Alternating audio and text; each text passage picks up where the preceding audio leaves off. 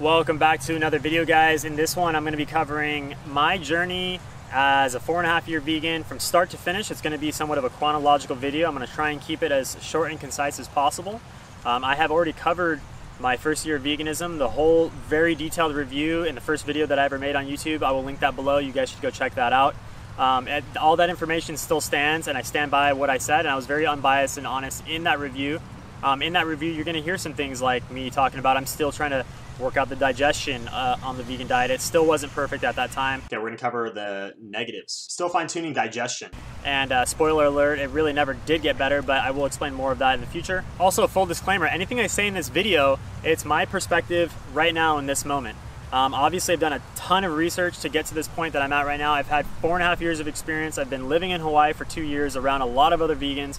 I've reached out to dozens of people at this point. I've watched hundreds of hours of YouTube. That's why I say full disclaimer, this is how I feel about right now. I may at some point go back to the plants, who knows? But right now I really don't see that as happening, but we'll keep an open mind. As my open mind got me into veganism, it should also stay open, and I recommend you to keep your mind open, even if you are a vegan, to keep allowing other pieces of information into your peripheral, because I know that when I was vegan, I was really kind of blocking myself out from certain avenues of information, almost like I was too saturated with one message and I just couldn't hear anything else from any other angles. That being said, let's recap my experience as an ex-vegan. Welcome to the studio, guys. I think the rest of the story is better off told through a timeline of pictures and videos I've cataloged over time, so sit back and relax. Also, there will be parts of this story which give out too much information, as well as some pretty gross photos. If you are squeamish, I'd pause the video now. So, we'll start the rest of this off by saying, I came to veganism in a big part because I wanted better digestion than my old diet. I came from a bodybuilding diet at 168 pounds, where I was eating a lot of meat and carbs together. I had no idea about the dangers of fat and sugar in the bloodstream together. I drank a lot of alcohol and ate some processed foods. My diet would have been considered healthy by most regular people, but compared to the super healthy vegans and the super healthy keto people, it would be considered trash. Besides losing strength and muscle mass, which would be the first red flag, my second would be tooth issues on the vegan diet. I was always a big smoothie drinker as a vegan because I needed the calories in order to feel energized and satiated, especially on active days. After 1 year of going vegan, I went to the dentist and had 4 cavities. I would see a whitish outline on my big front tooth here that was just deteriorating day by day.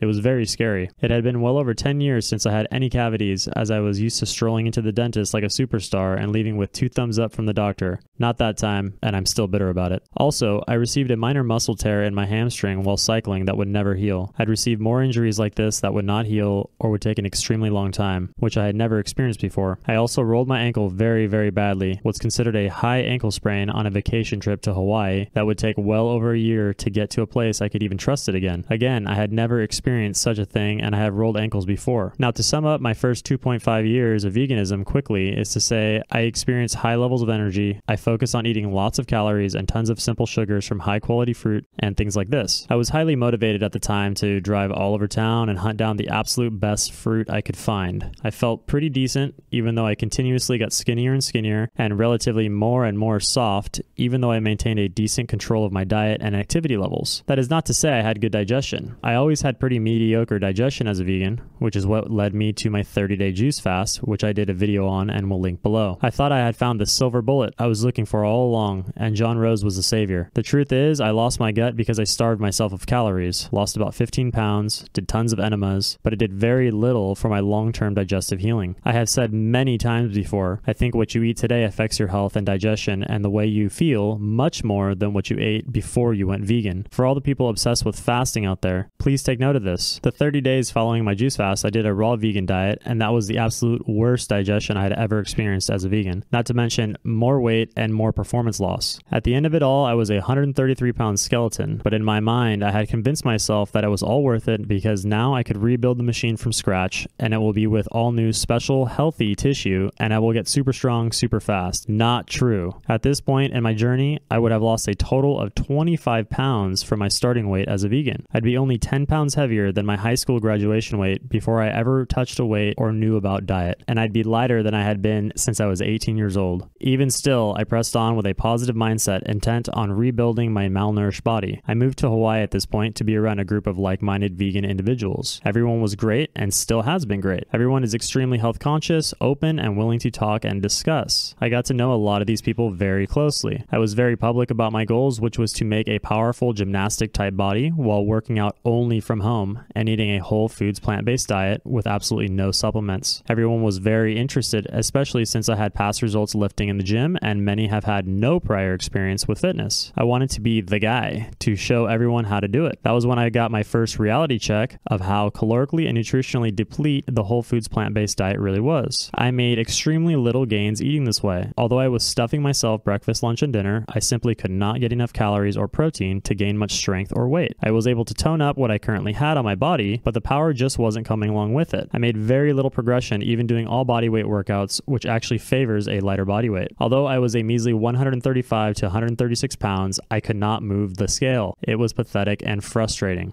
After about 3 months, I threw in the towel and started back onto vegan protein powders and soy milk banana smoothies. This is when I was able to get enough calories and protein to make some quicker strength and weight gains, to a certain point. I even made a video about vegans needing more protein, which I'll link below, and you can see I'm starting to put on muscle again, and I even claimed good digestion at the time. I was very excited and thought I had found the holy formula which would take me to the promised land. Nope. My gains would cap out around 143 pounds, and I will admit I looked great at the time. I was constantly eating though, just to maintain the weight, and again, I could not move the scale any further for months. Strength would not really increase, and I was working out 4 to 5 days a week very consistently. My workouts were turning into an hour and a half each day, and I was killing myself for minimal progress. This is around the time when my digestion started going bad again. I had about 6 months of digestive relief during the whole foods plant-based era, but again, I was barely eating enough to maintain my body weight. Once I started eating enough to grow, by adding in more vegan protein powders and peanut butter especially, my digestion was out the window. I accepted this at the time as part of the program, and eventually it would go away, which it absolutely did not. The bad digestion I'm talking about is bloating and gas. My lower stomach and colon area would balloon out, and I'd sit there and fart for hours and hours on end. It felt like small explosions going on in my colon and was very, very uncomfortable, and would usually start immediately after drinking my smoothie. I'd later learned that most of this was likely due to the plant fiber fermenting in the colon, but more on that later. Regardless, I kept on eating this way, which was about 3,500 calories a day, and indeed I was putting on weight I desperately wanted. Fat was gaining much more than muscle, however, and my proportion of strength to fat gain was also considerably less. I would take this strategy of eating up to about 156 pounds, and I looked relatively flabby compared to my old form. At some point, my strength stopped gaining altogether, and I was stuck on certain reps and progressions of my exercises for months on end. It was very frustrating. Because of heavy training loads, I got an overuse injury in my right pec about 9 months ago. These type of minor muscle tears happen all the time and are not typically a fault of the diet.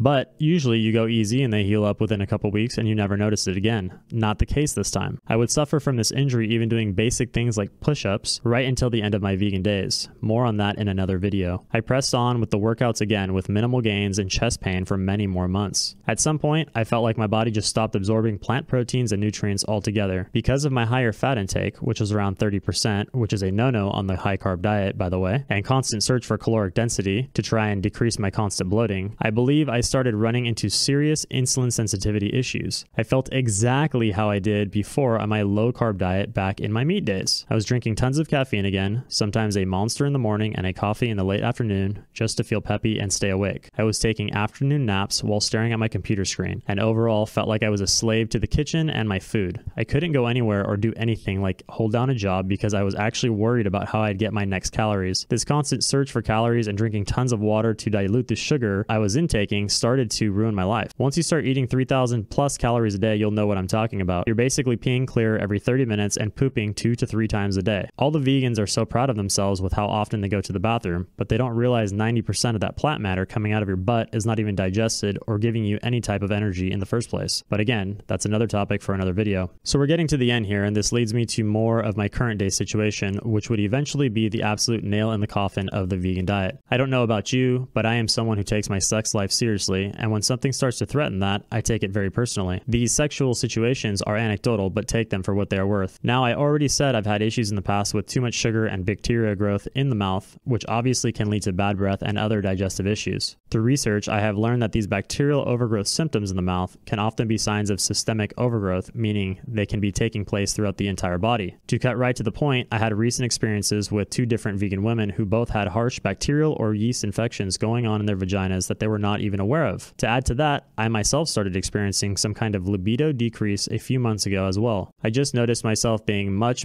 harder to arouse with women I definitely was attracted to, which is not something I had ever experienced before, especially while sober. Without getting into too much detail, let's just say my sexual confidence was at an all-time low. It felt as if the soul had left my penis permanently. I stopped getting night wood and morning wood or any random wood at all. And overall, my confidence in even being able to perform was at an all-time low. So, I started doing my research and the rest is history. August 19th, I officially switched to a carnivore diet to the dismay of some of my vegan peers. However, some are very interested and are following along because of their own issues, and they want to monitor me to see if I get relief with my old symptoms. I will make another video when I officially hit 30 days carnivore, so I'll keep my results quiet for now. When I look back on my vegan experience, I do want to note I had a healthier and more positive experience than most people did. I think this was due to me coming into my diet relatively healthy to start with a system chock full of vitamins and minerals due to my heavy animal product diet beforehand. I am someone that hates the idea of supplements. I feel like if we had a diet that was truly biologically appropriate for us, that we would not need these supplements, and unfortunately it seems like vegans need to supplement like crazy after the 4 to 5 year mark when they start running into trouble. I've seen it with many people now, especially women. Tons of hormonal issues, losing their periods, anemia, skin disorders, even tissue loss in their breasts, and collagen from their skin. Things that quickly turn around once they reintroduce animal products to their diet. My closing remarks for this video is